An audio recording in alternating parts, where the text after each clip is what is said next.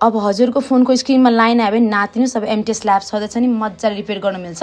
यो चाहिँ हेर्न सक्नुहुन्छ S21 अल्ट्रामा अपडेट गरेर ल्याएको लाइन हो। यो चाहिँ मजाले हटाउन मिल्छ, जुन चाहिँ हामीले पिक्सल मेजरमेन्ट सिस्टमद्वारा है एक्ज्याक्ट लाइन जुन फाइन्ड आउट गरेर यसलाई हटाउन गइरहेछौँ। तपाईँले जुन भिडियोमा हेर्दै हुनुहुन्छ हटाएको प्रोसेस इच एन्ड एभ्री कुरा त्यही हेर्न सक्नुहुन्छ। सो फ्युचरमा जुन लाइनिङ आउने हुन्छ त्यसलाई पनि हामी रिपेयर गरिदिन्छौँ, नआउने बनाइदिन्छौँ है। सो तपाईँहरूको कुनै पनि फोनमा कुनै पनि मोडल कुनै पनि ब्रान्डहरुमा यसरी लाइन आएको छ भने डाइरेक्ट एमटीएस स्क्रिन डिफब ल्याबमा भिजिट गर्न सक्नुहुन्छ। फाइनली हेर्न सक्नुहुन्छ अब S21 अल्ट्राको है स्क्रिनमा लाइन गएको तपाईँ प्रत्यक्ष रूपमा भिडियोमा हेर्न सक्नुहुन्छ एउटा लाइन आएको छ।